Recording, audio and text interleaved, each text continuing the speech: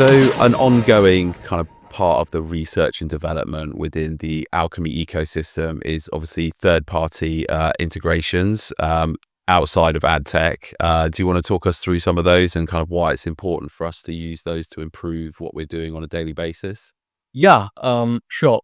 So outside of the ad tech world, we are looking at integrating with various Web3 partners.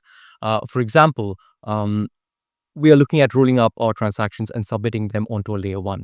This is something that we've been working towards for some time now, and we are looking at various partners, various solutions that we can use in order to roll up our transactions and submitting them onto layer one.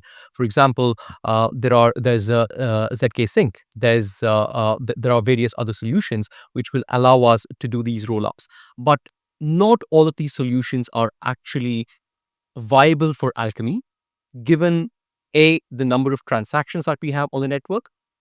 Around 12 million transactions per day is not an insignificant amount of transactions, and that will only continue to grow. So we need a solution which allows us to roll up that many number of transactions, and those roll up solutions will need to be able to roll up significant number of transactions in order for it to be financially viable, because each transaction is of a very, very small value. So if we were to look at a transaction or an ad impression that is about, let's say, $5 CPM, that ad impression is actually worth half a cent, because that's 1,000th of $5. So it's worth half a cent. So in order for us to be able to roll up significant amounts of transactions and submit them onto a layer one, whereby paying gas fees, it still needs to be financially viable and be able to provide a revenue to Alchemy that can then be passed on to our validators and liquidity providers. So these are challenges that we have to cater to. So we had earmarked a certain amount of development time and effort in researching potential solutions. And rolling up transactions to layer one is just one of them. There could be there are other integrations that we are looking at. For example, wallet ID attribution. There are various aspects of researching the kind of solutions that are on the market, and there are new solutions every day. So a certain amount of time will have to be earmarked in order to study these solutions, and the potential for us to integrate with them, the potential for us to generate business value. And I must confess, not all of these work. In fact, quite a lot of them don't work. And we only realize that after we have integrated with the solutions, after we have tested them on the test net, and then realize, look, this is not the way forward for us.